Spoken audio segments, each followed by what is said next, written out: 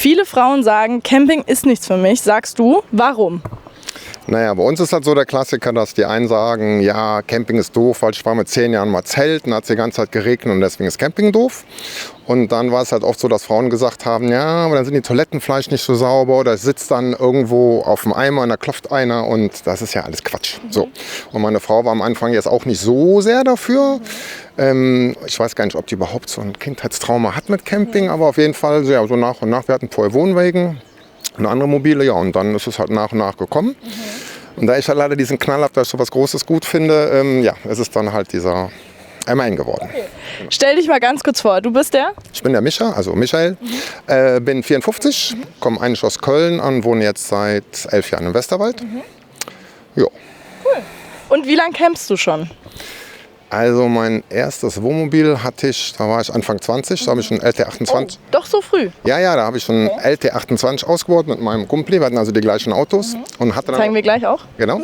Und hatte dann halt auch nur diesen Kastenwagen. Ne? So. Und das war aber dann nach 2, 3 Jahren blöd. Und dann habe ich ihn verkauft. Und dann hatte ich ein paar Wohnwagen. Und dann hatte ich noch mal so einen Clou, so einen 5,5 Tonner. Und ja, dann wieder einen Wohnwagen. Ja, und jetzt vor 4, 5 Jahren, als ich 50 geworden bin, habe ich gesagt, okay, dann irgendwann wird es mir Zeit für einen Lebenstraum. Und das ja, ist das halt hier. Wie lange hast du den Lebenstraum denn schon? Naja, also eigentlich habe ich schon immer, weil ich bin früher mal 7,5 Tonnen LKW gefahren und fand halt immer geil, so einen richtigen LKW zu fahren. Also richtig, ne? So. Und ja, dann habe ich aber gedacht, so ein Führerschein kostet 1 Million, also 6.000, 7.000, 8.000 Euro habe ich halt immer gehört. Und dann habe ich halt aber erfahren, dass das nicht so ist. Und ja, und dann so nach einem Jahr suchen, wir waren in Holland und keine Ahnung, was wir alles gemacht haben, habe ich dann jemanden kennengelernt, der halt gesagt hat, ja, was machst du da für einen Blödsinn, hol dir dann einen LKW, einen richtigen. Ne? Und dann habe ich halt gesagt, mit dem Führerschein, und dann meinte er halt, ja, der ist nicht so teuer. Also, und dann habe ich halt da angerufen und hin und her und dann war das auch gar nicht so teuer. Ja, und dann habe ich gesagt, na gut, dann mache ich halt einen LKW-Führerschein und dann nahm das Unheil seinen Lauf. Seinen Lauf, okay. Ja, Micha, du sagst, also, oder vielleicht denken die Leute jetzt, ja komm, sowas kann ich mir sowieso nicht leisten, der ist ja total abgehoben. Nee, überhaupt nicht. Also du hast ja schon Ewigkeiten Camping-Erfahrung. Du hast klein angefangen mit einem Kastenwagen und so und hast dich halt nach und nach vergrößert, oder? Genau. Und den LKW haben wir gekauft vor 4 Jahren. Ja. Und in Wittmund oben in Ostfriesland an der Nordseeküste. Und das ist ein Baujahr 2004. Der hat aber erst 119.000 gelaufen. Und das war so ein Möbelkoffer, deswegen vorne auch das Umzüge noch. Ja. Und ja, und da war dann halt, das war so eine Wechselbrücke, nennt man das. Da hast du halt so 4 Füße. Du kannst quasi den LKW runterlassen, wegfahren und der Koffer steht dann noch da. So, das ist aber jetzt nicht mehr so. Und da war dann quasi die Alubrücke dabei. Ja, und das, ich sag jetzt mal, der hat halt Euro 3, ist 19 Jahre alt. Eine Firma kauft sowas nicht. Ich sag mal, so viele Privatpersonen haben nicht so einen Knall wie ich. Also das ist jetzt nicht so im Sinne von, dass das total gefragt ist. Also so ein Ding kriegst du für 10, 12, 13.000 Euro. Ja, Wahnsinn, ne? So. Also teuer muss nicht unbedingt sein, auch wenn es groß ist, oder? Nee, und ich sag jetzt mal so ganz doof, ich glaube, jeder Fiat Ducato 3,5 Tonner, der hier steht, ist teurer gewesen. Wahnsinn, oder? Also das erwartet man nicht, wenn man hierher kommt und das sieht. Da denkt man, das muss ein Vermögen wert sein. Ja. Du hast aber auch wahrscheinlich ganz viel selber gemacht, oder? Ja, also ich sag mal, wir haben halt mit jemandem zusammen aus Limburg, an dieser Stelle, hallo Jan, da haben wir das halt machen lassen und ich sag mal, die Ideen waren von uns, also meiner Frau und mir, und wir haben halt auch viel selber gemacht. Nur so Sachen wie jetzt Dach absägen, Rahmen absägen, Elektrik bin ich leider auch doof, also das habe ich auf keinen Fall gemacht. Und ja, aber wir haben eben, ich habe die ganzen Möbel alle von eBay Kleinanzeigen. Da kostet ein Schrank, keine Ahnung, 20 Euro. Ne? Und dann halt selber gemacht. Also ne? Wirklich Haushaltsmöbel sind das hier drin, oder wie? Ja, das sind Weichholzmöbel, glaube ich, heißt es richtig. Und dann haben wir zum Beispiel ein Sideboard. Ich glaube, das kann irgendwie 60 Euro. Und dann haben wir einen Tisch und aus dem Sideboard und dem Tisch ist halt die Küche entstanden. Ja. So, und also, muss man da irgendwas beachten? Ich meine, es ist ja, wenn es zum Fahren geeignet sein soll, muss man ja bestimmt bei den Wohnmobilen irgendwie was beachten. Oder ist ja nicht umsonst sind es Wohnmobilmöbel. Aber hier ist es ein ganz bisschen, oder was heißt ein ganz bisschen, aber es ist auf jeden Fall stabiler, ne, das Ganze. Also es rückelt nicht so viel. Ja, also ich sag mal, Gewicht ist halt hier echt egal. Ja, und, darum geht es wahrscheinlich auch, ne? Ja, natürlich. Also ich sag mal, ich glaube, die Badtür wiegt bestimmt 50 Kilo. Da muss man natürlich schon ein bisschen beknallt für sein. So. Und ich sag mal, was wir halt zum Beispiel auch, also wir haben kein Allrad. Ja. Ne? Und die meisten, also die beiden meistgestellten Fragen sind, wenn die Leute das sehen, sagen, oh Gott, damit kommst du auf keinen Campingplatz. Wo ich mir denke, jeder Concorde ist 2 Meter länger. Und Argument. Die nächste Frage, ja, der braucht bestimmt viel Sprit. Ich so, ja, klar braucht der keine 10 Liter, ne? So. Und, Was braucht der?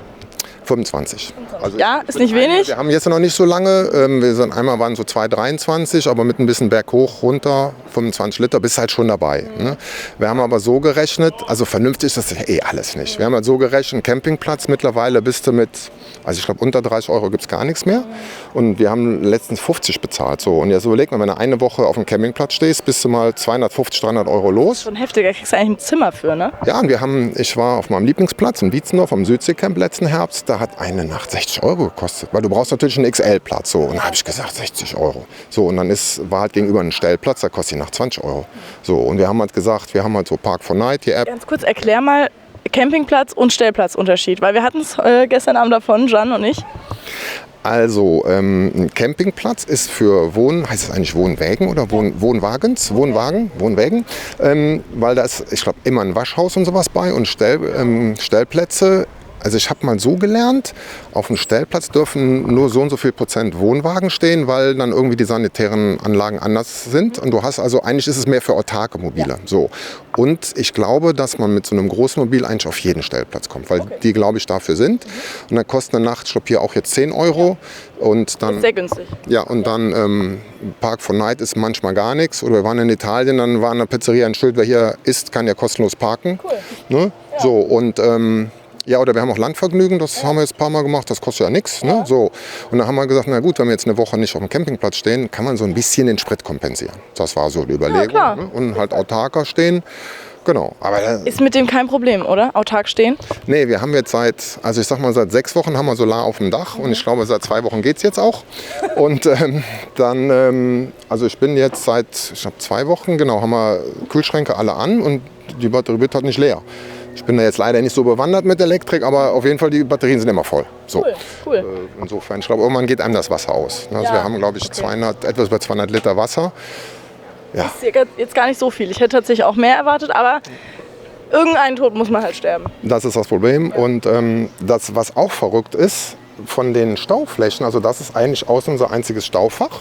Okay. Und hier war, hier war vorher. John ist neugierig. Okay, also da ist euer Campingstuhl. Also hier kommen jetzt noch die Stühle, Tisch, Stühle und Polster rein. Ja. Und genau, so. Und hier war vorher ein Tank, der war ein 700-Liter-Tank. Was für ein Tank? Sprit oder? Diesel, ja genau, der Dieseltank, der war halt 2 Meter lang. Ja, und dann haben wir den jetzt ausgetauscht. Wir haben jetzt von einer Sattelzugmaschine einen, der hat jetzt nur noch 400 Liter. Mhm. Aber ich meine, wenn du 700 Liter volltankst, das ist eigentlich kein Geld mehr für einen Urlaub so ungefähr. Ne? Das ist ein Argument. So, und, ich meine, kriegt man ja eigentlich auch überall Sprit, oder? Ja, ja.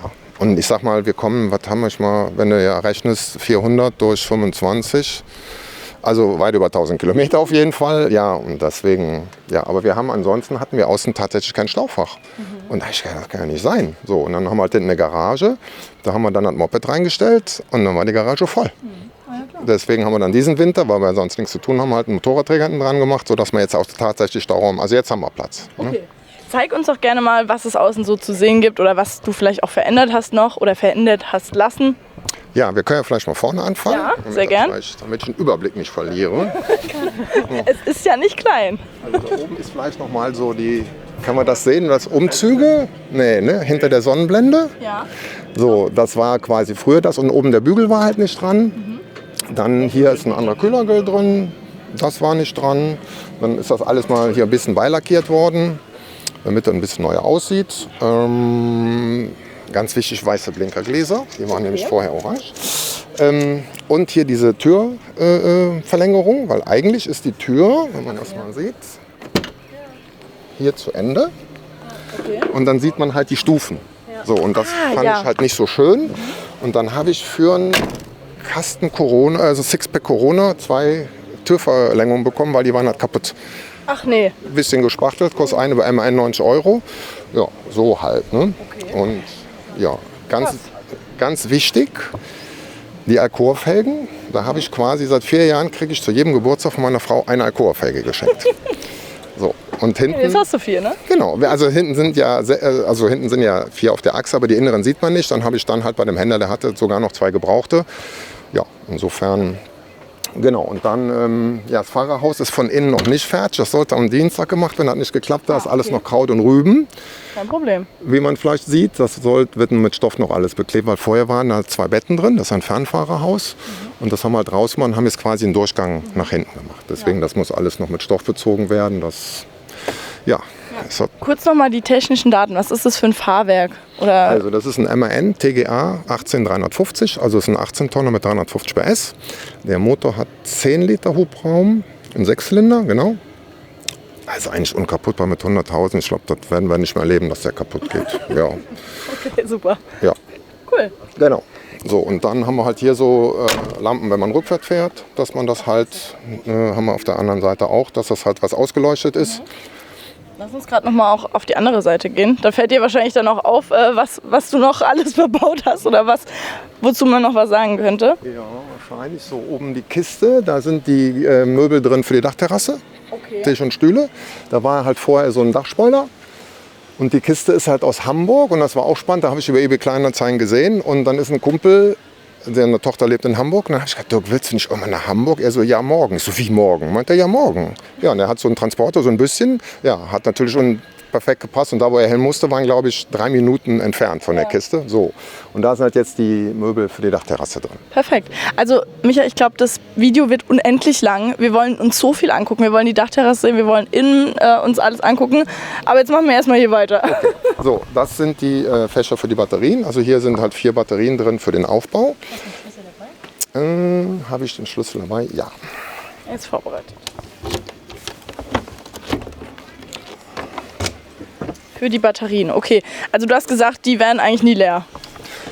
Naja, seit dem Solar halt jetzt drauf ist. Ne? Und ich sag mal hier diese hellen, das sind die Batterien für den Aufbau. Das sind also eigentlich das, was man nicht machen soll, weil jeder gesagt hat, das kannst du nicht machen. Das sind normale LKW-Starterbatterien. Aber ich habe gesagt, wenn die erstmal 5, 6 Jahre halten, dann kann man immer noch mal gucken. Und also 3,5 Tage haben wir gestanden. Das hat ohne Solar super funktioniert. Und die beiden schwarzen, das sind die für vorne fürs Führerhaus. Die haben 180 Ampere-Stunden. So. Und die kann man halt nur halb leer machen.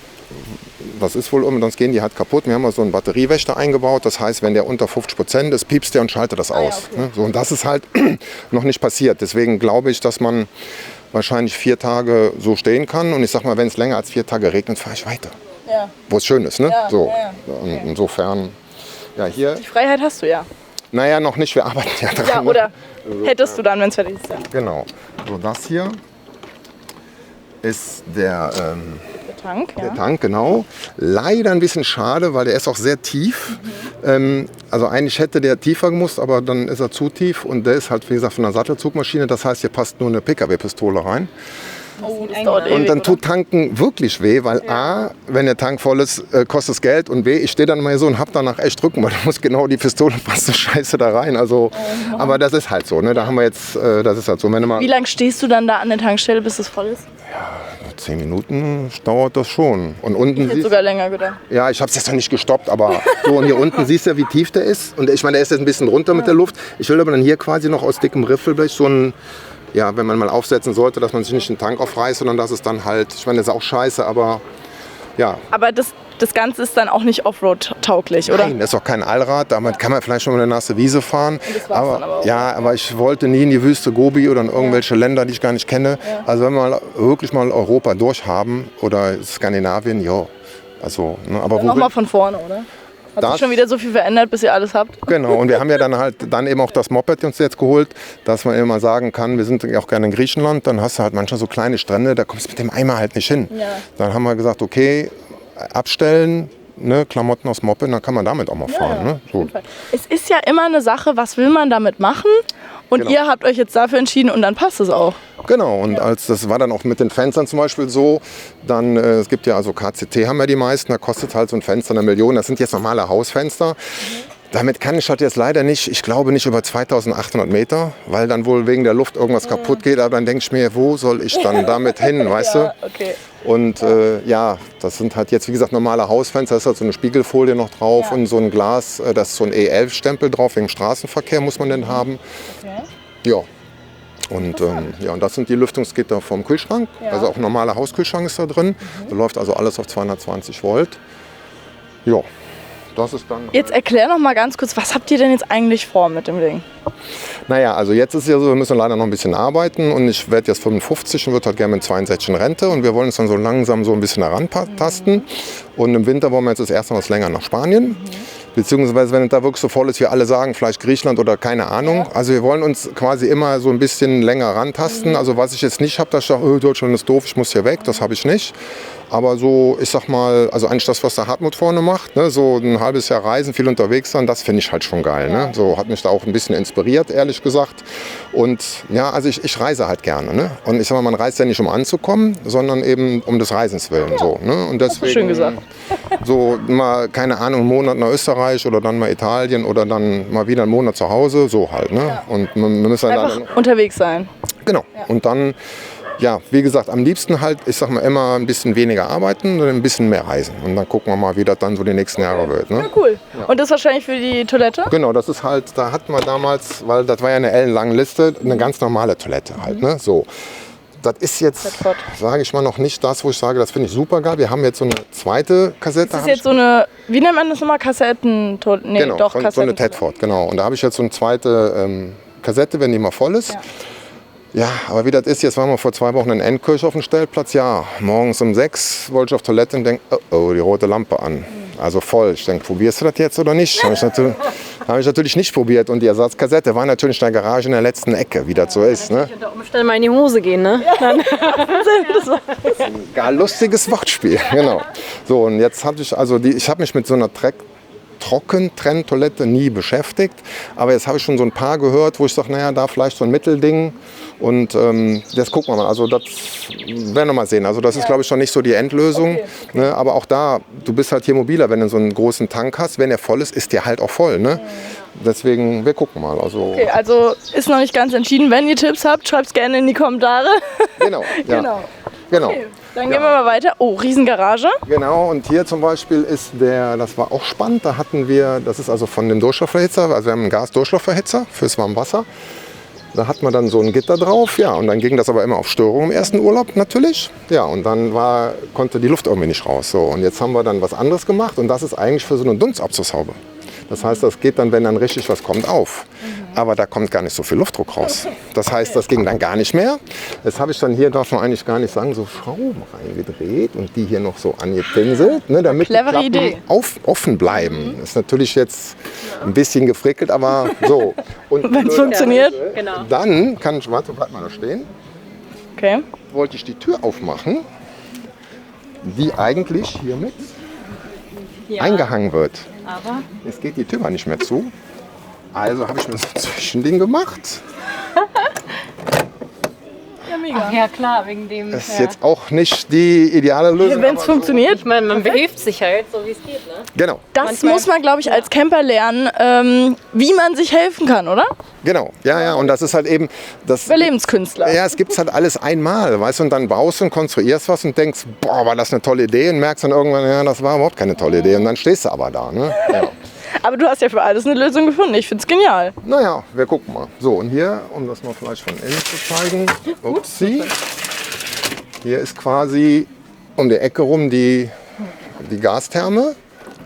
Weil der Jan, der das halt gebaut hat, der hatte halt so ein Artego, so einen 7,5 Tonner und den haben wir uns mal angeguckt. Und dann war ich in seinem Bad und habe gesagt, ach, das ist ja krass, das sieht ja aus wie ein Durchlaufverhitzer im Haus. Und er so, ja, das liegt daran, dass es ein Durchlaufverhitzer aus dem Haus ist. Und ich habe gesagt, wie geht denn das? Ne? So, und dann muss man wohl irgendwas mit Raumluft, unabhängig, keine Ahnung. Also es gibt wohl irgendwelche Auflagen. Ja. Und das Geile ist, du drehst einen Wasserhahn auf und das Wasser ist immer, bis der Tank leer ist. Und nicht erst Boiler, halbe Stunde warten. Das ist geil. Also da wäre ich nie drauf gekommen. Ist das Wasser wirklich noch an? Ja, das ist an. Also da waren deswegen, ich habe ganz viele Ideen geklaut. Hier was gesehen, da was gesehen. Das muss man aber auch. Ja, also das hätte ich gar nicht gewusst. Und hier war dann halt jetzt, wie gesagt, das Moped drin. Und jetzt habe ich eben anstatt irgendwelche total geilen Auszugssysteme für 1 Million aus OSB-Platten und Euroboxen, ja, geht halt auch. Ne? Ja, so, und dann hinten Werkzeug hat man ja unbedingt auf. Das ist ganz wichtig. Werkzeug und Schrauben braucht man auf jeden Fall. Sonst kannst du dich nämlich einmachen. Ich habe hier auch schon mit der Flex was gemacht, weil die Tür ging auf einmal nicht mehr auf. Und dann hat der Kumpel halt gedrückt und dann haben wir ein bisschen abgeflext. Das geht so leichter als vorher. Ja. Okay. Genau. Man muss nur wissen, wie. Ja, und hier hinter ist der Gaskasten. Ja, und da ist noch die Grillkohle. Genau, ganz wichtig. Da hinten ist eine 11 Kilo Flasche und wir brauchen Gas nur für warmes Wasser und zum Kochen. Und kochen tun wir eigentlich gar nicht, weil wir grillen halt. Ja, und warmes Wasser, du duschst ja nicht stundenlang. Also die ist jetzt seit letzten Sommer und die ist wahrscheinlich immer noch halb voll. Okay. Und dann habe ich halt die 5 Kilo Flasche, um den Grill anzumachen. Ich bin halt auch faul und immer noch so ein bisschen als Ersatz. Okay. Ne, das heißt, ja, fest, dann kann man es bewusst gegen entschieden, weil wir brauchen halt nicht so viel Gas. Der Kühlschrank läuft nur auf Strom. Elektro, ja. Und die Heizung ist eine Dieselheizung aus dem LKW mit 4 kW, die braucht also auch kein Gas. Ja. Verstehe. Ja, ne, aber da wird es jetzt auch einige geben, die sagen, wie kann man nur, ne, aber das ist ja wie gesagt die Es Nummer. muss ja für euch passen. Genau, und hinterher bist du immer schlauer und alles hat Vor- und Nachteile. Ja. Ne, und deswegen haben wir halt gesagt, wie ich immer sage, jeder im Rahmen seiner Möglichkeiten. Das hat ja auch ganz viel einen geldlichen Hintergrund, einen finanziellen Hintergrund. Ja. Ne, weil das eine kostet dann 5.000 und das andere kostet hier 700, weißt du so. Und dann ist das einfach so. Ne? Insofern, ja, aber das ist jetzt wie gesagt so Garage mit Stauraum. Cool. Also mir gefällt es sehr, sehr gut. Und das ist aber dann auch schon ziemlich voll, wenn das Moped noch drin steht, oder? Naja, das Moped stand ja da, das steht ja jetzt hier. Ach so. Ich wollte gerade sagen, das wäre ja sonst echt saueng. Das gab es ja vorher nicht. Das Moped stand drin, ich habe hier ist ja so eine Motorradwippe. Ja. Ne, da hat hier eine Rampe und dann stand das Moped drin und das war's. Ja, okay. Und wenn du da an irgendwas dran wolltest, konntest du 17 Sachen wegräumen. Okay. Ne, das heißt, wenn du das Moped rausholen willst, legst du 7 Sachen dahin, Ja. holst das Moped raus, tust alles wieder rein, fährst weg, kommst wieder, alles. Nervig. So, und dann habe ich Okay. gesagt, auf gar keinen Fall. Und da war dann unsere Winteraktion halt der Träger hier. Aha. So. Ne, und ich hatte vorher, bin ich eigentlich so Joghurtbecherabteilung. Ich hatte so eine Yamaha gehabt, so einen Supersportler ohne Fußrasten hinten. So, und das ging klar nicht zu zweit. Und dann haben wir halt gesagt, na gut, ich hole uns einen Roller. Dann hat man so einen 500 Kubik Roller, irgendwie 40 PS, super bequem. Aber ich bin einfach kein Rollerfahrer. Und dann habe ich nach einem Urlaub gesagt, Schatz, ganz ehrlich, Liebe hin, Liebe her. So, und jetzt haben wir uns halt so eine, auch schon eine ältere, so eine 800er GS geholt. Da sind noch so Koffer bei, da kann man auch schon mal einen Schotterweg fahren oder wenn man mal irgendwo ist, dass man sagt, man nimmt Jan, zeig das gerade mal. Hier drüben steht die. Ach ja, genau. man kann dann halt auch mal sagen, man fährt mal 2, 3 Tage mit dem Moped irgendwo hin. Ne? Das ist halt, also zumindest in der Theorie, ne? Die habe ich jetzt seit 4 Wochen erst angemeldet. Insofern ist das halt alles noch sehr viel. Klingt aber sehr gut. Ja, muss man wir arbeiten. sagen. Ja. Und Fahrrad ist dann trotzdem noch dabei. Genau, die Fahrräder sind hier oben. Ah, Fahrräder sind sogar 2, okay. Genau. Jan kommt gar nicht mehr hinterher. Kein E-Bike. Genau, Bleib mal fit. da oben sind die Vario-Koffer von dem Moped. Okay. Und hier kommt dann halt da unten das Moped drauf. Und dann, wenn man die halt hochlässt, ist die, lass mich mal gucken, hier unten sind Pfeile. Ja. Und der Pfeil ist dann hier. Also hier in der Höhe ist dann der Träger. Idiotensicher? Ja, Oder ist schon ein bisschen kompliziert? was meinst du? Kommt Mit dem Drauffahren und Hochfahren und keine Ahnung. Kannst du uns vielleicht mal kurz zeigen, wie man das hochfährt? können wir so tun, als wäre das das Genau. Moped? Ja, genau. Okay. Weil ich kann es mir irgendwie gerade gar nicht vorstellen. Ja, dafür können wir es machen. Ja, ich komme zu dir. Ist jetzt hier schon mit den Spiegeln alles was eng. Dann fährst du quasi hier so rein und dann klappt das so um. Und dann steht das Ding erstmal. So, dann habe ich halt hier Gurte. So, das heißt, da sind hier diese Zurösen, 4 Stück. Und ja, dann wird das dann fast festgezurrt hier auf dem Anhänger. Genau, und dann, warte mal, muss ich mal hier kurz rum. Dann geht man halt hin. Verfolgen wir Mal Mikro. hoffen, dass das jetzt geht, sonst stehe ich mal richtig doof da. Jetzt sehen wir es. So fährt die dann halt hoch, Ja. bis sie dann halt Ist mit dem Pfeil da. höher ist. Okay. Genau. Und dann gibt es halt hier unten diese dicken Bolzen, das muss man halt haben. Die darf halt jetzt nicht in den Motor hängen. Und genau, man hat da, Das heißt, das Ganze, genau, also quasi alles fährt hoch, genau. die ist quasi genauso hoch wie da oben. Also das ist dann eine Auf Höhe. einer Höhe. Okay. Genau. Cool. Ne? Und Ey Jan, ich habe mir das cool von dir jetzt angewöhnt, ne? Ja, ich Auch weiß. cool. Es tut mir leid. Ist gut. Macht aber, ich finde auch den oberen Kasten, der jetzt mit dran ist, auch relativ einbruchssicher, ne? Wenn der jetzt so weit oben in der Luft ist. das habe ich mir auch gedacht, weil A sind da 2 Schlösser drin und ich meine, das ist in der Höhe. Ja, wenn So. man noch drankommt. Ja, also, ja gut, du kommst an alles dran, wenn du willst, aber es ist zumindest jetzt nicht mal so einfach. Ne? So, und, genau, jetzt hatte ich überlegt, mit dem Moped vielleicht hier mal irgendwie so eine LKW-Planung noch rum. Aber wie gesagt, das ist jetzt alles erst seit Freitag eingetragen, also wir sind da jetzt noch immer mittendrin. Und genau, insofern, Wie viel hast du denn jetzt schon investiert? Kannst du das sagen überhaupt? Ich würde gerne von meinem Aussageverweigerungsrecht Gebrauch machen an dieser Stelle. Also, wir haben also auf jeden Fall mal so mit 50 gerechnet und das hat natürlich nicht gereicht. Wir sind aber auch auf jeden Fall 5-stellig und auch Lichtjahre jetzt von irgendwelchen Concorde Morelos oder sowas. Also das ist nochmal eine ganz andere Liga. Ne? Okay, aber das will ich nochmal betonen. Wer jetzt denkt, das muss ja ein Vermögen wert sein. Nein. Also leider nur leider nicht, genau. Nee, aber es geht auch so, ne? Ja, und ich sag mal, hier ist halt so, wir haben halt viel selber gemacht. Das ist halt alles nicht 100%. Wenn ich dann hinten bei dem Duffstay hier vom Thomas, das sieht natürlich super geil aus, aber da hat ein Fenster so viel gekostet wie unsere alle. Ich finde das geil, aber geht halt nicht. Ne? So, und deswegen, wenn man hier guckt, wird man irgendwo überall was finden, wo man sagt, da sind 100% und das nicht. Ja, den Träger gibt es genau einmal. Den habe ich mit einem Kumpel, der aus Ostfriesland, samstagsmorgens mit einer Flasche, Samstagnachmittags mit einer Flasche Bier. Weißt du, so ein riesen Zeichenblock und dann hat das Ding 6 Wochen da gestanden und dann war irgendwann der Träger da. Ne? So, also Vitamin B ist auch A und O, oder? Ja, wenn du keine Leute kennst und Kumpels hast oder das kannst du dich erschießen. Also wir könnten, das kannst du gar nicht bezahlen. Also natürlich ist der Träger, hast du gehört, der ist laut, das dauert lange, ne? Aber ich weiß nicht, so ein Träger kostet wahrscheinlich, weiß ich nicht, 5.000, 6.000, 7.000 Euro und ich glaube, wir sind jetzt mit allem, ich weiß nicht, 2,5, schätze ich jetzt mal so. Ne? So. Und das muss man auch immer mal dabei sehen, dass es dafür eben auch nicht 100% ist. Aber wir haben das Moped drauf, wir haben die Fahrräder drauf. Es muss funktionieren, das will ich nochmal betonen. Und ich finde, dieses Fahrzeug passt unglaublich gut zu dir. Und ich glaube, du würdest dich auch überhaupt nicht wohlfühlen in einem Concorde, in einem Morelo oder das wäre nicht deine Liga. Also nicht das klingt jetzt so abwertend, dass aber... du das sagst. Nein, aber es wird einfach irgendwie nicht passen. Nein, also was ich mir, wenn jetzt Geld keine Rolle spielen würde, würde ich mir irgendeinen, Schatz, hör mal kurz weg, einen Pferdetransporter holen, so 12 Meter lang. Und dann hinten, wo dann die Klappe von den Pferden ist, 2 Meter nach hinten, ein riesen Badezimmer und dann Moped da rein. Okay. Aber im nächsten Leben, Schatz, holen wir uns einen Pferdetransporter, oder? Aber nur im nächsten. Ist das nächste Leben noch dieses Leben? Nein. Sag's nochmal bitte. Das nächste Leben ist noch dieses Leben. Sag nein. Ja. Mit dem Richtmikro ist echt schwierig, manchmal, wenn alle gleichzeitig reden. Aber genau, wir kommen auch gleich zu dir. Ja. Wir sind noch nicht ganz durch, aber ich glaube, wir haben eigentlich jetzt echt schon sau viel gesehen von außen, oder? Gibt es noch irgendwas, was wir unbedingt sehen müssen? Ja, sagt sie? Okay, wir gehen mal rüber, oder? Okay. Er weiß gar nicht, von was sie gerade spricht.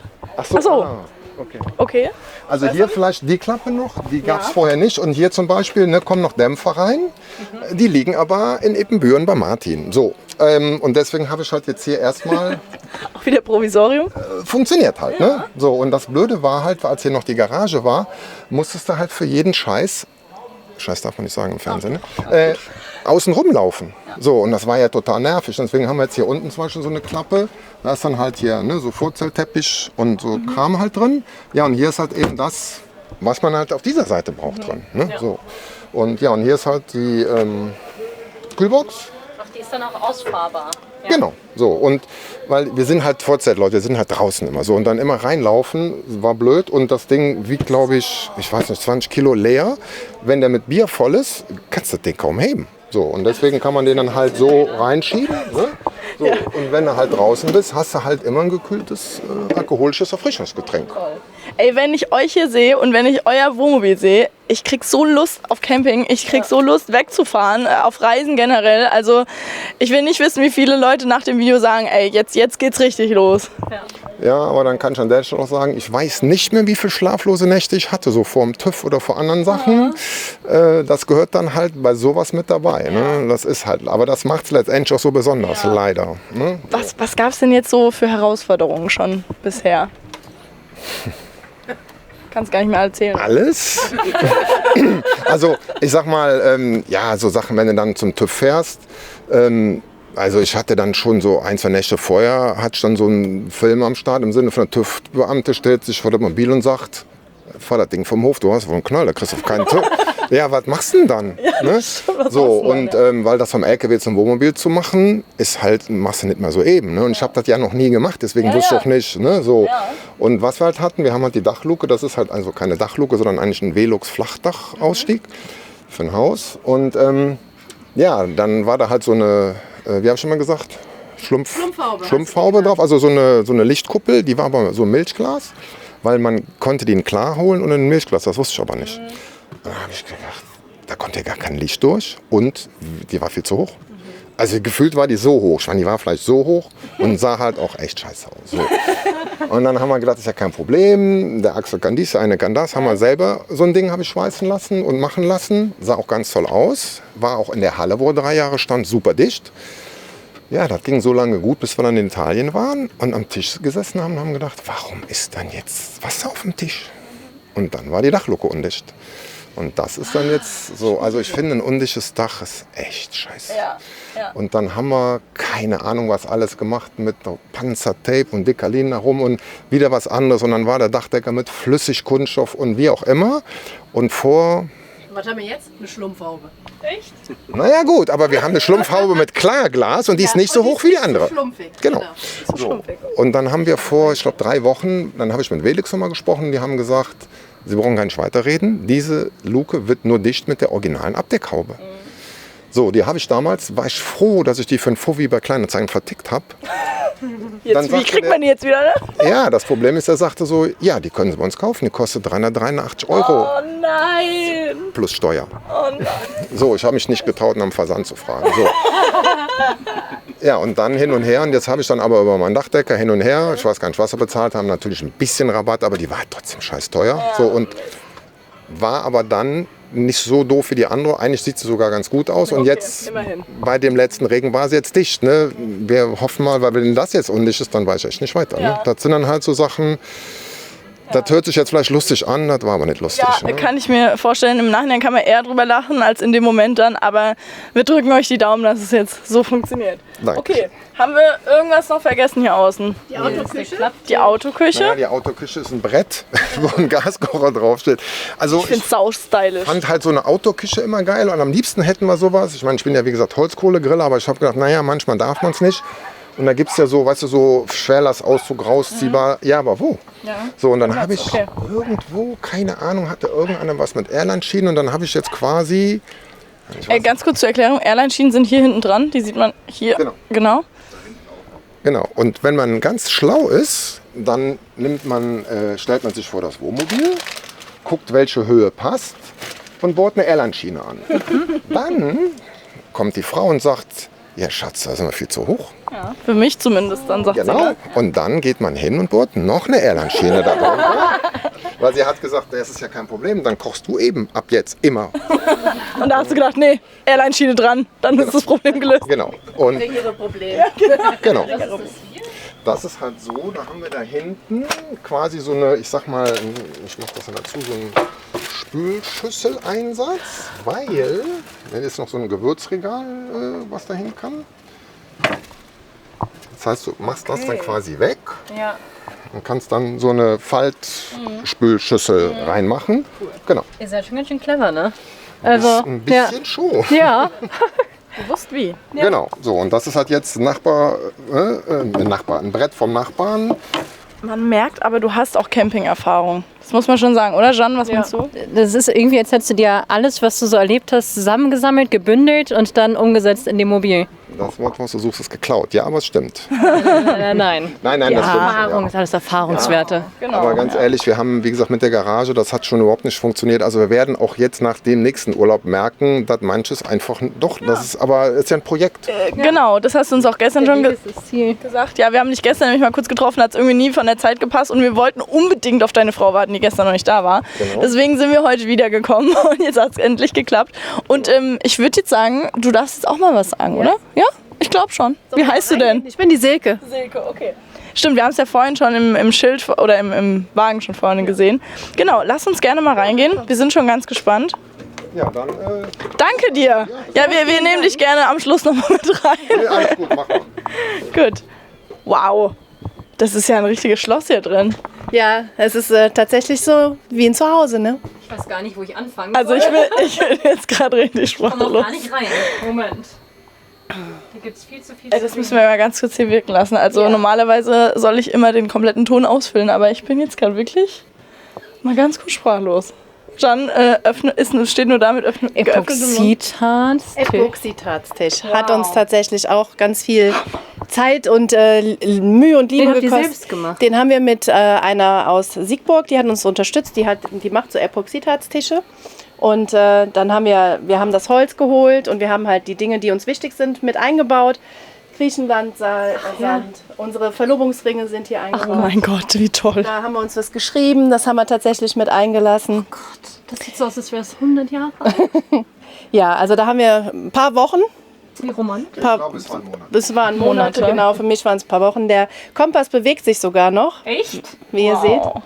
Genau. Und das, Ich habe noch selten sowas Tolles gesehen und so viel Herzblut, was da drin steckt. ja, das war uns tatsächlich auch wichtig, dass wir einfach so einen Tisch halt gemeinsam entwerfen an der Stelle. Ich finde auch das Holz, was hier drin ist, so schön. Also es ist natürlich total Geschmackssache. Es ist, glaube ich, nicht für jedermann, aber es ist so cool. Ja, für uns ist es wichtig, weil es heimlich Ja, ist. aber Das Ne? hört ja auch gar nicht auf. Hier, die Boxen, die sind ja einzigartig. Das sind Weinboxen gewesen, die haben wir auch bei eBay ergattert, genau. Die sind hier vorne mit so einer Leiste gesichert. Ja. Tatsächlich, ja. Irgendwie erinnert mich das auch so ein bisschen an so ein Piratenschiff. Hat schon so ein ganz kleines bisschen den Flair. Vor allem wahrscheinlich wegen dem Kompass. Ja, Wahnsinn. Auch diese Tür hier, also die Türen generell. Ja. Schau dir mal bitte das Scharnier nennt man das, gar oder? nicht mehr hinterher. Ja. Scharnier? Scharnier, Scharnier, genau. Kastenschloss. Das hier? Kastenschloss, sagt der Micha. Was ist dahinter? Ist das der Nee. Alter Schwede, ey. Das ist unser Kühlschrank. Geil. Ist das Krass. cool. Ja. Geil. Ja. Unten ist noch ein Brett drin, was man rausnehmen kann, was man hier als Ablage noch machen kann in der Küche. Also das heißt, es ist ein ganz normaler Siemens Haushaltskühlschrank. Jawohl, das ist ein ganz normaler. Ich habe jetzt irgendwie gedacht, da ist das Bad oder so, aber das Das ist Narnia. Narnia ist auch schön. Oder hier. Oh mein Gott. Hier hinter vielleicht. toll. Das ist gut. Toll. Also Küche. wir haben ja darüber am Anfang gesprochen, und das war ja auch so ein bisschen der Aufhänger des Videos, Camping für Frauen so ein bisschen, ne? Aber Ja. das hat ja jetzt irgendwie gar nichts mehr mit Camping hier zu tun, finde ich. Also das ist ja der Hammer. Das ist halt das Schöne, dass es einfach jetzt wie ein Zuhause ist. Ne? Also du hast dein Zuhause immer mit und es ist auch hier hinter so, dass du sagst, du hast dein Bad. Ja, also Ja. das ist tatsächlich sehr, sehr schön und ich fühle mich mittlerweile, am Anfang war ich ja auch nicht so die Camperin. Ne? Was heißt am Anfang? Ja, als wir angefangen haben zu campen, Wann war das?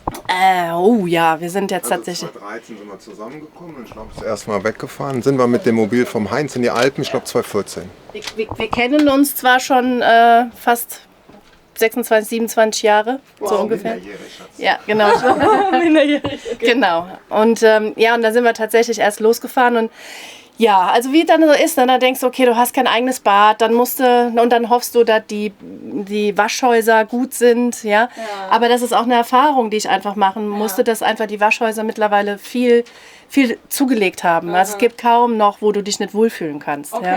Also auch das ist gekommen, Aber aber schreckt eigentlich nicht mehr ab. überhaupt nicht, nee. Okay. Aber man muss sich tatsächlich einfach mal, glaube ich, drauf einlassen und einfach auch mal loslassen und sich mal anschauen, weil es ist nicht so, wie man sich das vorstellt. Ja, also das heißt, du bist natürlich jetzt nicht direkt, darauf wollte ich hinaus, in so ein Schloss hier gekommen, sondern du hast auch anders gecampt. Ja. Und auch da gemerkt, es ist gar nicht so schlimm, wie man sich vorstellt manchmal. Ganz genau. Also Ich will jetzt mal kurz festhalten, hier ist Glasfasertapete. Nur so nebenbei. Das ist alles. Jetzt Jan, bring uns doch nicht aus dem Konzept. Vielleicht, man sieht ja so die Risse, also so viel zu, ne? Wie stabil ist das? Also das arbeitet natürlich schon. Ne? Okay. Hier oben hast du die Risse gefilmt? Wenn man jetzt es gibt ja irgendwie so einen Zwischenrahmen so mit Verbindungen, das weiß ich nicht, ob das was nützen würde, das haben wir aber nicht. Ne? Ja, gut, aber das ist dann halt, was man so über die Jahre dann herausfindet. Ne? Genau, und deswegen Das sind da machen- oben ja schon Leisten, natürlich nur zur Deko und genau an die Stelle über dir kommt zufällig auch noch so eine Holzleiste zur Deko. Ach so ergibt sich das dann, ja? Genau. Und hier haben wir zum Beispiel vor 2 Wochen noch vor dem Schrank gekniet, weil mit der Elektrik was nicht stimmte, deswegen wird die Wand jetzt nochmal gestrichen. Ja, so ist das halt. Das solltest du jetzt nicht filmen, hallo? Hättest du es nicht sagen dürfen, ne? Bei uns wird alles gefilmt. Ja. Das solltest du mittlerweile wissen, wenn du German Television schaust. Ja, ich habe das gerade auch gemerkt. Zu spät gemerkt. Nee, okay, aber jetzt nochmal zurück zu dem Thema Camping und dass man sich vorstellt, das ist irgendwie total unhygienisch und so weiter. Ja, und man hat auch so ein Gefühl, das ist so ein bisschen flottrig, ne? Und also das ist gar nicht so. Du kannst genauso auf dem Campingplatz sein, wie du zu Hause bist. Ne? Also ich zum Beispiel habe gesagt, ich brauche einen Ganzkörperspiegel. Ne? Wäre mir auch wichtig. So, und ja, und das ist ja das Schöne, ne? Dass wir hier tatsächlich alles so auch verwirklichen konnten, was ihm und was mir halt auch wichtig ist. Ne? Aber wie habt ihr vorher gecampt? Also bevor ihr das jetzt hattet, hattet ihr ein ganz normales Campermodell oder wie? Wir hatten auch einen Clou, aber einen kleinen tatsächlich. Ja. Und damit haben wir angefangen. Ja, okay. Und danach hatten wir noch mal einen Wohnwagen. Ja. Und nach dem Wohnwagen kam tatsächlich dann jetzt auch hier der. Ne? Okay. Aber das heißt, hattest du da auch schon das, was du dir so vorgestellt hast mit Ganzkörperspiegel oder so? Nee, das war in den anderen Sachen noch nicht drin, aber dann hat sich das halt über die Zeit halt einfach weiterentwickelt. Ja, okay. Ne? Ja. Und halt auch festgestellt, dass es halt total schön ist, auf dem Campingplatz zu sein. Ja. Ne? Ja. Was war dir denn dann wichtig? Also wenn du jetzt gesagt hast, okay, ich will jetzt irgendwie einen Ganzkörperspiegel, ich will eine saubere Toilette oder was war noch so, was dir wichtig war? Ja, also der Ganzkörperspiegel war mir wichtig. Für mich war wichtig, dass wir eine eigene Toilette haben und eine Dusche. Wir haben auch eine große normale Dusche mit drin. Mir war wichtig, rechts von mir, zeig. Apothekerschrank. Der Apothekerschrank war mir total wichtig für Platz. Ne? Und was halt mein absolutes Highlight ist halt, cool. Ich trinke halt super gerne Kaffee, viel und immer. Und die Maschinen sind nicht immer das Schönste, ne? Ja, und dass wir die tatsächlich auch unterkriegen, ne? Das war alles so, und dass wir halt alles, was mir so wichtig ist, auch mit am Start haben. Ja. Also okay, hier ist es jetzt möglich alles, aber wie sah es vorher aus? Was war da möglich, was war noch nicht möglich? Vorher waren halt überall Abstriche zu machen. Ne? Da hatten wir, das ging auch alles, aber das war für mich tatsächlich so der Beginn, um festzustellen, ja, das ist wunderbar und hier können wir uns halt komplett verwirklichen. Okay, alles klar. Auf was musstest du denn dann nicht verzichten? Toilette hattet ihr wahrscheinlich dann auch dabei und Dusche, oder? In den anderen? Duschen hatten wir, glaube ich, nicht immer. Wir hatten den Clou ja nicht so lange, da war eine Dusche drin, aber den Wohnwägen, wie ich gelernt habe, alles gut, waren halt keine Duschen. Wir waren auch da meistens auf dem Campingplatz, also eigentlich fast immer. Und hier sind wir jetzt, haben wir mal gelernt, so dieses Autarke, das ist halt gut und das ist mit dem Wohnwagen halt nicht so einfach. Ne? Ja, okay. Deswegen. Also das heißt, es war aber trotzdem okay für dich, oder? Ja, da war es schon okay, aber jetzt ist perfekt. Okay. Es ist von okay zu perfekt auf jeden Fall geworden. Ja, toll. Und was kannst du denn so Frauen, die gerade vielleicht noch sagen, ich weiß nicht, ob ich mit dem Campen anfangen soll und ist das wirklich so meins, was kannst du denen mitgeben? Probieren. Tatsächlich über den eigenen Schatten zu springen und es mal zu tun tatsächlich. Um mal zu stehen und zu gucken, wie fühlt sich das an. Man hat es im Kopf und man hat so ein Gefühl von, nee, das geht nicht. Und wenn ich dann auf dem Klo muss, man weiß, wo ich da hin muss. Und das sind alles Gedanken, die man hat. Und es ist in der Tatsache oftmals gar nicht so, wie man meint. Okay. Ja. Und man kann sich dann vielleicht auch mal ein bisschen einschränken oder wie auch immer. Und irgendwo, glaube ich, steckt in uns allen auch, egal welchen Komfort wir zu Hause haben, dass wir sagen, hey, wenn ich jetzt campen bin, dann kann ich da auch doch mal drauf verzichten, oder? Ja, tatsächlich. Ja. Und es ist ja auch eigentlich im Sinne von auch einfach die Zeit zu genießen, die da ist. Ne? Und wenn du verzichten tust du, glaube ich, nie wirklich. Es ist nur nicht so viel von allem da wie sonst. Ja. Und es ist vielleicht auch, es ist dann auch gar nicht mehr so wichtig, oder? Ja, es ist nicht mehr so wichtig, genau. Also ich stelle mir jetzt zum Beispiel gerade vor, jemand, der sich gerne schminkt oder so, sagt dann vielleicht auch mal, ach komm, dann reicht halt auch mal Mascara, weil wir sind doch nur hier draußen und es darf dann auch mal so sein. Und selbst wenn, ne? Also ich schminke mich auch regelmäßig und kümmere mich auch um meins, ne? Und ich mache es halt hier auch. Ja. Das, was mir wichtig ist, kann ich auch hier. Ja. Also dafür muss ich nicht zu Hause sein, ne? Weil man so das Gefühl hat, okay, da kannst du das nicht oder kannst dich nicht schön anziehen oder machst dir deine Fingernägel nicht oder trinkst keinen Prosecco oder so, ne? Das mache ich alles genauso wie zu Hause. Okay. Ja, und das war am Anfang. Also ich hatte ein anderes Bild von Camping tatsächlich. Okay. Ja, ist cool, das auch mal so zu sehen. Also ich glaube, viele Frauen, die campen, die sind dann schon ein bisschen einfacher, sag ich jetzt mal, unterwegs. Die sind vielleicht auch natürlich, schminken sich nicht oder so auch. Aber ich glaube, du kommst ja trotzdem deswegen nicht als Tussi an, nur weil du dich jetzt gern schminkst, oder? Ja, und es ist genauso in Ordnung. Ne? Ja. Also so und du wirst auch so angenommen, oder? Ja, natürlich. Ja. Ich werde genauso angenommen, also auch wenn ich jetzt in Flodderklamotten käme. Ne? Ja. Aber es ist alles halt möglich. Ja? Und das ist... nur im Kopf und nicht in der Realität so. Ja. Was habt ihr denn auch, Micha vielleicht nochmal, was habt ihr denn so für Erfahrungen mit den anderen gemacht? Wird man wirklich so angenommen, wie man ist einfach? Und wie sind die Camper, die anderen so drauf? Also ich sag mal, wir sind jetzt noch nicht so lange unterwegs damit, wie gesagt, aber das hört sich vielleicht ein bisschen arschig an, so die richtigen Camper finden das gut, denen ist das egal. Und dann gibt es aber Leute, ja, ich weiß nicht, die haben vielleicht Geld zu viel und kaufen sich irgendein Wohnmobil und sind dann für mich so, ja, es ist nicht das, was Camping ist. Also die sind dir dann zu abgehoben? Ja, entweder abgehoben oder eben so dieses, also es fängt schon an, weißt du sitzt irgendwo, dann kommt einer hin mit dem Wohnwagen. Ja, dann stehst du auf und hilfst. Also, oder fragst, ob du helfen kannst. Das ist ja völlig normal. Und das, für dich? Ja, für mich. Und ich sag mal, für die ich jetzt meine, ist das auch völlig normal. Manchmal stehen schon 3 Leute am Mobil und du bist dann gar nicht ausgestiegen. So, und das wissen, glaube ich, manche nicht, die das vielleicht nicht so mit Herzen wirklich machen. Ne? So, und ich sag mal, bei mir ist das hier zum Beispiel so, oder bei uns, das erste, was ich gemacht habe, wenn ich mir ein Wohnmobil oder Wohnwagen gekauft habe, war den Fernseher ausbauen. Die meisten haben ja irgendwie so eine super geile, ich finde alle Sender der Welt, Schüssel für 1 Million, wo ich mir denke, ich würde mir nie im Leben Fernseher reinbauen. Also ich mache dann lieber eine Platzrunde oder keine Ahnung. Ne, so. Und also die verstecken sich so ein bisschen, meinst du auch, oder? das weiß ich nicht, aber für mich ist Camping nicht Fernseh gucken. Ja. Ne, und für mich ist, ich gucke auf den See oder quatsch mit Nachbarn. Ne, so, und deswegen, also... Oder Jam Television, kann man ja auch ohne Fernseher angucken. Ja, natürlich, das mache ich. Naja, dafür gibt es das Handy. Ne? So. Aber wir hatten einmal, da habe ich mit einem Kumpel nebenan, da haben wir, wo waren wir da, in der Eifel? Genau, im Eifelcamp. Da haben wir dann auf dem Dach gesessen, haben ein Bier getrunken. Und dann gingen, ich weiß gar nicht, 2, 3 Leute vorbei und haben so hochgeguckt und haben gesagt, dekadenter geht's ja wohl nicht. Da habe ich mir gedacht, ob ich jetzt da sitze oder da. Also verbinden damit halt dekadent, wo ich mir denke, ja, dann nicht. Ne? So, manche gehen vorbei und sagen so geil, Daumen hoch. Ne? Und ich finde es immer spannend, wie wenig eine Dachterrasse haben. Ja. Ne? Und wir haben ja 2015, wo wir den Clou hatten, das war also jetzt nicht so ein Liner, so ein Alkoven, so ein alter. Und da haben wir, das war auch auf dem Südseecamp, da waren es 40 Grad.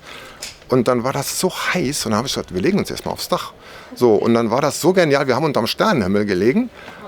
Und dann hat sie eine Luftmatratze hoch und dann sagt sie, komm, wir pennen hier. Und ich so, ja, 3,20 Meter tun schon weh, wenn du nicht einmal zu viel drehst. So, und da habe ich gedacht, und irgendwann krieg ich eine Dachterrasse. So, und deswegen war halt klar, Dachterrasse. Okay. So, und ja, also wie hier der Schweizer mit dem Helvetik, Andreas hat mal irgendwann gesagt, der beste Platz vom Camper ist auf dem Dach. Warum hat das keiner? Habe ich gedacht, ja, genau. Ja. Ne, so, und deswegen ist es irgendwie schon besonders, wenn du am See sitzt oder guckst irgendwo hin. Natürlich ist es Quatsch, aber irgendwie geil. Ja. Ne? So. Natürlich ist Quatsch, aber geil. Sehr gut. Also die meisten, die sich dafür interessieren, also was ich so spannend finde, ist, die meisten finden das gut, aber keiner hat sowas. Mhm. So, und ja, und das, was auch die meisten sagen, es sieht ja aus wie ein Haus von innen. Ne? Deswegen heißt unser Projekt ja auch Roadhouse. Sehr, sehr cool. Und naja, insofern, also wie gesagt, die meisten, gerade kam noch einer an und sagt, boah geil, hier Telefonnummern austauschen, treffen uns mal da, wir haben jetzt keine Zeit. Da ich so, ja super. Ne? Und das ist eben auch so dieses, du duzt jeden, trinkst irgendwo, setzt irgendwo hin, trinkst ein Bier, nach 3 Stunden gehst du wieder rotzevoll und wolltest eigentlich schon mal Hallo sagen. So, ne? Ja, das ist halt viel Beziehung, ne? Und das ist halt das, was so schön ist, ne? Ja. Dass du im Kontakt bist mit den Menschen, ne? Und dich austauschst, ja. Also ich habe die Camper auch als ein so tolles Volk kennengelernt. Also ich finde es so toll, wie man sich auch gegenseitig hilft und so weiter und eigentlich eben nicht dieses Rangdenken, nur weil der andere jetzt irgendwie ein größeres Wohnmobil hat oder so, ne? Und ich denke, das ist aber auch das, was ihr hauptsächlich erlebt, oder? Na klar gibt es Ausnahmen. Ja. Also wir waren zum Beispiel vor 2 oder 3 Wochen in Enkirch auf dem Stellplatz und dann kam jemand vorbei, der auch so ein Clou hatte. Und irgendwie kam er so ins Gespräch und sagte, ja, hier autark, ja, sag ich, Solar am Dach ist aber noch nicht angeschlossen. Er so, warum nicht? Ich so, ja, weil ich das halt nicht kann. Der andere Kumpel hat noch keine Zeit, so. Und dann meint er, ja, sollen wir das dann jetzt machen? Ich so, wie? Ja, er wäre irgendwie Fahrzeug, Bau, Elektrotechnik, keine Ahnung. Ich so, naja, sag ich, wenn der Bock hat, sag ich jetzt ja nicht nein. Ja, meinte, Moment, mit dem E-Bike zusammen mobil, kommen in so einem Hundeanhänger war es, glaube ich, Werkzeugkoffer, ja, dann gehen wir jetzt hoch. Ich so, ja, gehen wir jetzt hoch. So, und dann in der Zeit saß aber dann eine Frau bei dir, ihr habt unten schon Sekt getrunken, wo der Mann dann sagt, was macht ihr dann da? Ich so, ja, Solar geht nicht. Ich bin Elektromeister, ich komm hoch. Da haben wir dann mit 3 Mann am Dach gestanden und haben die mir das Solar angeklemmt. Wo ich denke, wie geil ist das? Vertraust du dann auch den Leuten, dass es auch wirklich funktioniert? Also die machen es ja nicht mit Absicht schlecht, aber du weißt ja nicht, ob die es wirklich können, oder? Ja, wobei, ich sag mal, der, übrigens, Christian, nochmal danke, also der wusste schon, der hat mir was, ich hab da nichts wirklich was vom verstanden, aber er hatte schon Ahnung und... Das hat man gemerkt quasi. Ja, und mein Bauchgefühl hat halt gesagt, der kann das. So. Okay. Und das war dann halt auch so. Und wie gesagt, nachher stand man zu dritt. Also ich habe da nur dann gut ausgesehen, ich hatte keine Ahnung. So, und danach ging auf jeden Fall mein Solar, beziehungsweise wir wussten danach, dass unser Solar nämlich nicht geht, weil es waren die falschen Platten, nämlich 12 Volt. Aber dafür konnten die ja nichts. Nein, das habe ich mit dem Kumpel bestellt und der hatte halt gedacht, ich will 12 Volt. So. Und dann stand ich dann wie ein Suppenkasper eine Stunde vor unserem supergeilen Victron Superpower Solarregler, wo ich gedacht habe, okay, dann holen wir Victron, alle finden Victron super, machen wir. Ja. Und habe das mit dem Handy nicht verbunden bekommen. Und da habe ich gedacht, wieso? Ich hatte von allen Nachbarn 50.000 Victron-Geräte in meiner Victron-App, aber nicht unsere. Und dann habe ich den Martin angerufen, hin und her, und man sagt, ja, kannst du lassen, ich habe mich verklickt, das Ding hat gar kein Bluetooth. So nach einer Stunde. So. Ja, okay. Ja, und dann haben wir dann zu Hause alles wieder rausgebaut, alles wieder abgebaut. Sowas kommt dann halt auch dazu. Ne? Okay. So. Und ja, dann hat halt ein anderer Kumpel, der auch Elektriker ist, das mit angeklemmt. Ja, und sonst, also wenn wir für alles in die Werkstatt müssten, das würde gar nicht gehen. Ja, okay. Aber das ist so schön, diese Storys zu hören, finde ich. Ja. Weiß nicht, was ich noch dazu sagen soll. Das ist einfach schön. Wir sind noch nicht mal weitergekommen mit dem Wohnmobil. Ja, genau. Chan, gutes Stichwort. Wir machen jetzt mal weiter mit der Küche. Aber es ist sehr spannend, was ihr erzählt, auf jeden Fall. Das ist ja auch eigentlich alles handelsüblich, sage ich schon, haushaltsüblich. Haushaltsüblich, genau. Waschbecken. Hier ist tatsächlich ein Campingkocher, Campingherd. Ja, den haben wir tatsächlich. Das ist kein haushaltsüblicher. Ja.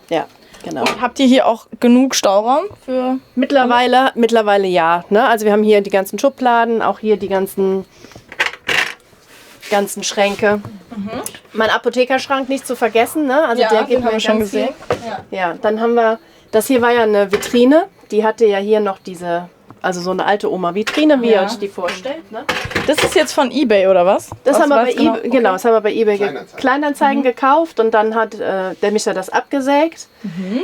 Die 2 Sachen sind jetzt da oben als Stauraum verbaut. Die haben wir noch oben drauf gesetzt und dann alles geschliffen und shabby schick lackiert. Genau. Und hier sind jetzt die ganzen Schubladen für Besteck. Mhm. Die sind alle jetzt an der Stelle. Und hier ist tatsächlich so ein kleiner Müll noch, ein bisschen Küchenhandtücher und.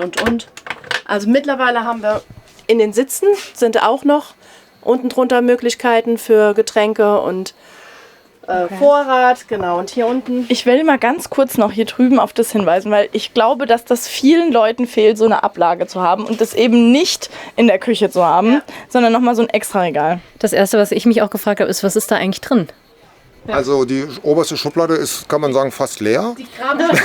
Es gibt in jedem Haushalt diese Schublade. Ja. Und wenn man nicht mehr weiß, wo man suchen soll, dann gibt es diese Schublade, oder? Das ist genau diese Schublade, die Tier auch braucht. Zum Beispiel, der war, ich weiß nicht, was ich da gemessen habe, aber irgendwie war hier eigentlich, ich glaube, 40 cm Platz. Mhm. Ja, und dann war der Schrank irgendwie so breit, also Kleinanzeigen geholt, dann habe ich den halt in der Mitte einmal durchgesägt. Ah, okay. Deswegen ist auch die Schublade hier so klein und ja, und hier... Da? Ja, und hier unten ist halt auch nochmal Kram. Der Kramschrank. Und hier unten musste ich dann, der Schrank ist eigentlich hier zu Ende. Ne? Und dann brauchte ich, aber ich wollte, dass die Luft hier rauskommt. So, und deswegen ist hier unten quasi nochmal der Touch noch rumliegen. Also so ein, ja, was sagt man dann? Also der wurde erhöht und hier ist jetzt quasi von der Heizung der Luftaustritt. Okay, verstehe. Wie ist es mit dem Tisch? Willst du dazu noch was sagen? Ja. Habt ihr also die Platte habt ihr ja schon erklärt. Genau. Und was hat es mit dem Gestell auf sich? Darunter ist noch eine Schublade. Ja. Die nochmal. Die hat sogar so ein Soft. Das quasi ich weiß gar nicht, wie heißt das unten? Der Steg. Ach so. Also der Tisch war nicht hoch genug. Mhm. So, und dann hatten wir überlegt, wie kriegen wir den erhöht. Ja. Und deswegen ist halt die wunderbare Schublade da noch reingekommen. Ah, okay. Weil Schubladen kann man nie genug haben. Mhm. Das stimmt. Damit das alles weil den kannst du ja auch senken und aus dieser ganzen Sitzgruppe dann auch ja noch ein Bett machen. Mhm. Ne?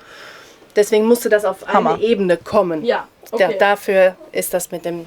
Sehr, der sehr schön. Schublade noch. Ich finde wirklich, das wirkt auch wie eine Wohnung, auch hier mit den Haken noch. Und ja, ich weiß gar nicht mehr, was ich sagen soll, auf jeden Fall. Und die Polster habt ihr dann auch über eBay bekommen? Nee, oder? die haben wir tatsächlich bei einem Polsterer machen lassen. Okay. Also das halt genau passt. Genau, der kam, der hat Maß genommen. Sag mir nochmal den Namen. Der Udo. Der Udo, genau. Udo und seine Frau kamen. Genau, vom alten Schlag. Der ist irgendwie über 60, kam da mit so einem Band um den Hals und hat dann so richtig, also ja, für mich so ein richtiger Polster vom alten Schlag. Das kam wieder über einen Bekannten. Ich sag, ja, ich brauche Stoff und sag, hier, Polster, ja, da habe ich einen, ich ruf den Udo an. So. Und dann kam halt Udo um die Ecke, ne? So total geil. Hat dann auch wieder 3 Monate gedauert, ne? Aber ja. Und den Bezug, den hatten wir schon im Clou. Und den fand ich im Clou schon, weil von dem habe ich mich wirklich schweren Herzens getrennt, von dem Clou. Da habe ich gesagt, komm, lass uns mit dem gleichen Stoff hier auch beziehen. Das ist so, ein bisschen was noch dabei ist. Ja, den liebe ich total. So, lass uns mal gerne hinter noch gehen. Achso, Bad. Nee, stimmt, Bad. Bad haben wir noch nicht gesehen. Hier machen, wenn er möchte. Okay. Ja, gut. Schauen, du gehst mal. Sag ich mal, für Schuhe und Krams Schublade. Und die kann man dann auch Ja, drehen? genau. Hier ist Ja. nochmal, das kannst du öffnen und dann kannst du die hier nochmal rausziehen. Ja, praktisch. Die hat der Micha auch nochmal verbaut, damit wir da auch noch Stauraum bis hinten in die Ecke haben, weil da kommst du halt sonst schlecht rein. Genau. Ja, und dann ist das hier oben unser Bett. Wow. Also das ist wirklich eine richtige Bettwiese eigentlich, kann man sagen. Wie breit ist die Matratze? 2 Meter mal 2 Meter. Okay. Genau, links und rechts haben wir noch so Einschubben, wo wir dann auch Handy und Bücher. Oben haben wir das offen gelassen. Am Anfang hatten wir da Schubladen. Die haben wir aber dann nach der ersten Urlaubsfahrt wieder abgebaut, weil das sich einfach nicht praktikabel erwiesen hat. Und das ist auch so in Ordnung. Es fällt nicht raus. Also wenn wir fahren, es fällt einfach nicht. Es kann offen bleiben. Ja, und wenn es fällt, fällt es weich. Ist ja nur Kleidung an sich. Cool, dann schauen wir uns mal das Bad an. Wow. Das ist auch Hammer. Wollt ihr mich verarschen? Es wird immer besser. Auch dieses wunderschöne Waschbecken. Wo habt ihr das denn her? Aus Essen? Das war, glaube ich, ja, irgendwo aus dem eBay-Kleinanzeigenland. Ich glaube aus Essen, keine Ahnung. Ja, also wir haben ganz viel überall aus dem eBay-Land und wir sind wirklich in die ganzen Gegenden, Städte, Orte gefahren und haben alles irgendwo zusammengesammelt auch. Auch die Leitern, ne? Da waren wir in Wittlich für 2 Leitern. Ja, also die sind... Es ist so stimmig. Die sind auch Man denkt gerade, es wurde alles hierfür gefertigt, weil es einfach so gut zueinander passt. Oder Jean, was sagst du? Sehe ich definitiv genau. Ich bin immer noch sprachlos. Die haben mir tatsächlich in der Dusche dann auch noch ein kleines Fach eingebaut fürs Shampoo. Ja, genau. Was ich nicht mal in meiner jetzigen Dusche habe. Deswegen ist das Bad auch 1 Meter breit, weil die Dusche ist 90 x 90. Okay. Und wir wollten halt da so eine Ablage haben. Genau, und dann ist das eine Sandsteintapete an den Wänden. Ah, das ist Tapete. Okay, ich habe mich jetzt schon gefragt, ich habe nämlich noch nicht hingelangt. Das ist richtiger Es Sandstein. fühlt sich an wie Stein. Ja. Das ist auch Stein. Ach, das ist Stein. Das ist Stein, ja, das ist schwer wie Blei. Okay. Das ist schwer, okay. Ja. Wow. Und wie kann das sein, dass das alles so gut zusammenpasst? Hab ich auch gerade gedacht. Genau. Auch wie hier der Fensterrahmen gemacht wurde.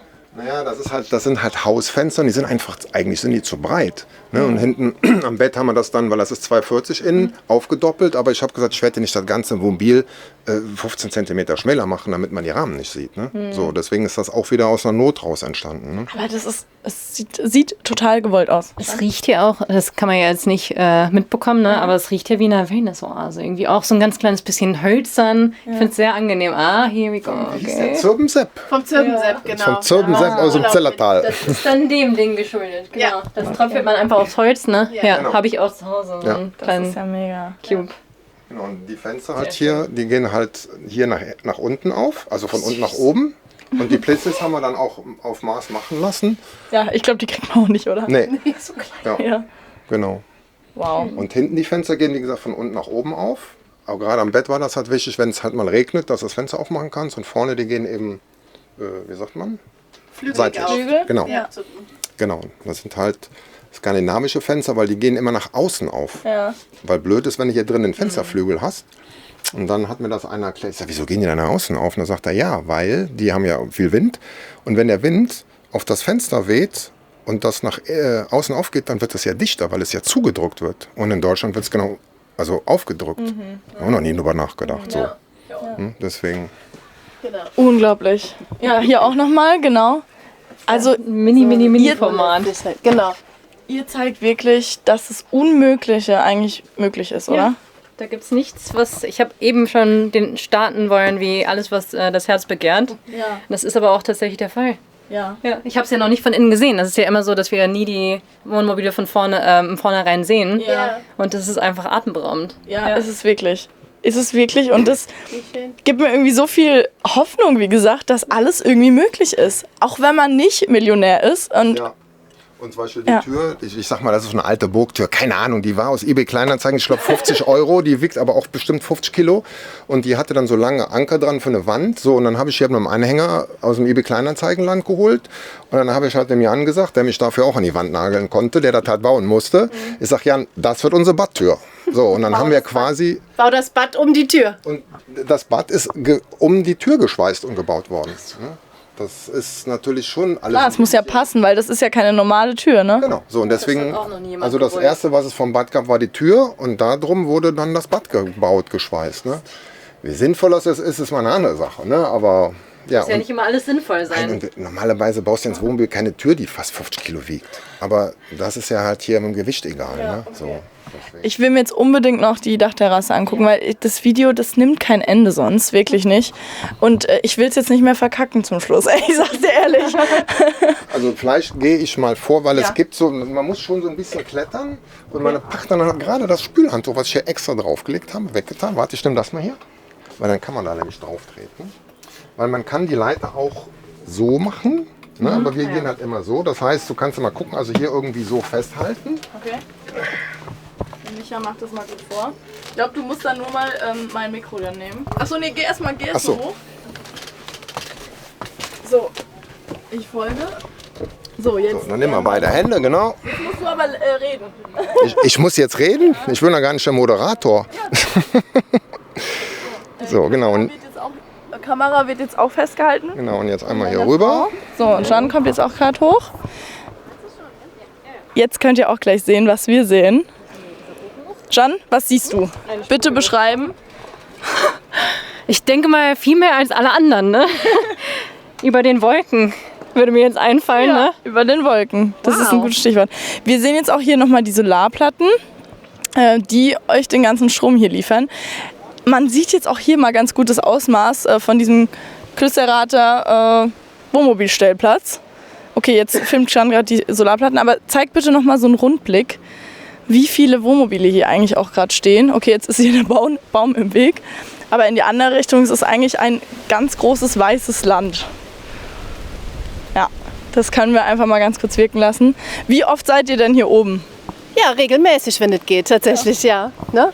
Ja, wir sind ja, wie gesagt, noch nicht so oft nur lange gefahren. Ne? Richtig. Aber ich sag mal, unser persönliches Highlight, das war am Iseo-See. Ja. Oben, das war so ein Stellplatz auf so einem alten Weingut. Total genial. Die Anfahrt, gebe ich zu, war ein bisschen sportlich.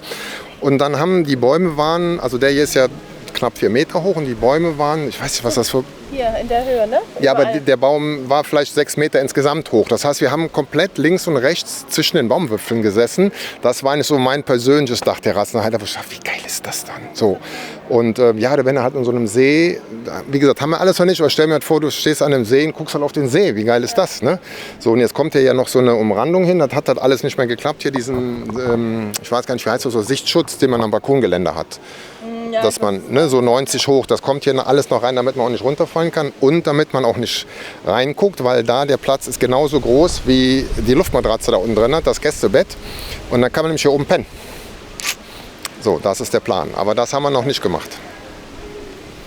Genau. Ich weiß wirklich nicht mehr, was ich sagen sollte. Also wir haben wirklich so tolle Wohnmobile hier gesehen, so tolle Geschichten gehört, aber ich glaube, ihr toppt wirklich nochmal alles und ich bin mir sicher, ihr werdet eine ganz, ganz tolle Zeit haben mit diesem Wohnmobil.